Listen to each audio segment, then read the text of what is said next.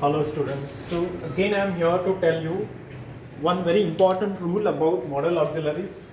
We all know modal auxiliaries are there. There are two types of auxiliaries, primary auxiliaries and modal auxiliaries. The modal auxiliaries are can, could, may, might, shall, should, will, would, needn't, ought to. So if such modal auxiliaries are used in direct speech, how to change them in indirect speech, we will see in this video. हम इस video में देखेंगे कि अगर model auxiliary इस्तेमाल हुए direct speech में तो इनडायरेक्ट स्पीच में उनका कैसे चेंज होता है. As you can see on the board there is one model auxiliary can. अगर कैन आती है तो उसका होता है कुड, लेकिन कंडीशन एक रिपोर्टिंग वर्ब ये पास्ट टेंस में होना जरूरी है. The condition will remain same through out because unless and until this reporting verb is in past tense we cannot change the tense of reported speech. So can becomes could, as you can see here. I said comma into double inverted comma I can swim, full stop, double inverted comma complete.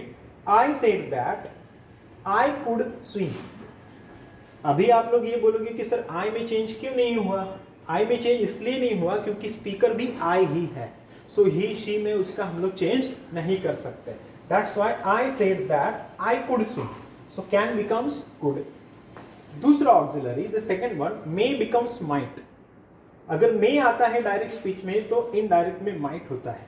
For example, Ram said comma into double inverted comma it may rain today, full stop, double inverted comma complete.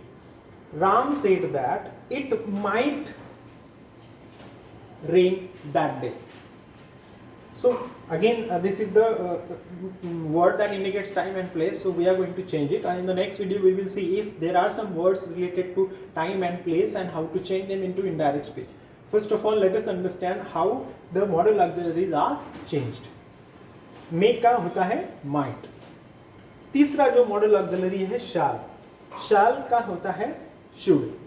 Example देखिए, he said comma into double inverted comma I shall write a letter. In direct speech he said that he should write a letter. So shall becomes should. shall का होता है should. Condition एक, जो reporting verb है वो past tense में होना जरूरी है और रिपोर्टेड स्पीच यूनिवर्सल ट्रूथ नहीं चाहिए. अगला जो मॉडल ऑक्सिलरी है will. If there is will we can make it would.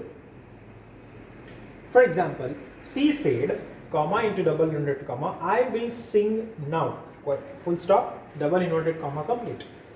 She said that, connect up, she would sing then. So will becomes would. Please pay attention to this change. अगला auxiliary है must. अगर must आता है तो उसमें कोई changes करने की जरूरत नहीं है, वो सेम रहता है. For example, Ram said comma into double inverted comma I must practice listening. Ram said that he must practice listening. There has to be S here. अगला modal auxiliary है used to. Used to means habitual action in the past. उसमें भी कोई भी बदलाव हमें करना नहीं है. For example, Aryan said that comma into double inverted comma I used to play a lot, full stop, double inverted comma complete. उसमें भी हम लोगों ने कोई चेंजेस नहीं किए हैं. Aryan said that he used to play a lot.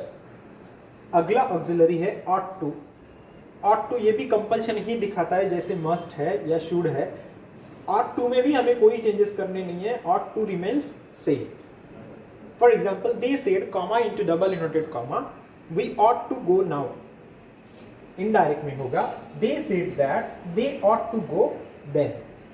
So अगर इसके विपरीत होता है, अगर could आता है in a given sentence तो उसमें can करने की जरूरत नहीं है और मिस्टेक मत करना. I have observed some students they commit this error that if could is given they try to make it can. If simple past is given they make it past perfect, and if past perfect is given they try to make it simple past. It's not like that. It is not a reversal. Point is you keep it as it is. So could remains same in indirect also if it is used. कभी कभी मैंने देखा है कि बच्चे क्या करते हैं, स्टूडेंट्स क्या करते हैं, could है या might है या should है, अगर ये आया है डायरेक्ट स्पीच के सेंटेंस में, तो उसका शैल करने में या कैन, कुड का कैन करने में और माइट का मे करने में उनकी they are, I mean they feel that we should change, might becomes may. ऐसा नहीं करना चाहिए। Might remain same, could remain same, would remain same.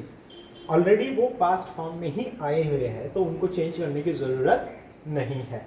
सो ये मॉडल ऑक्सिलरी है। हम लोगों ने देखा कैन का होता है कुड, मे का होता है माइट, शैल का होता है शुड, मस्ट सेम रहता है मस्ट, यूज टू सेम रहता है यूज टू, ऑट टू रहता है ऑट टू। इसके रिवर्स जाने की ज़रूरत नहीं है। आई होप कि इस चीज़ की आपको मदद होगी मॉडल ऑक्सिलरी का डायरेक्ट स्पीच से इनडायरेक्ट करते समय। Thank you so much.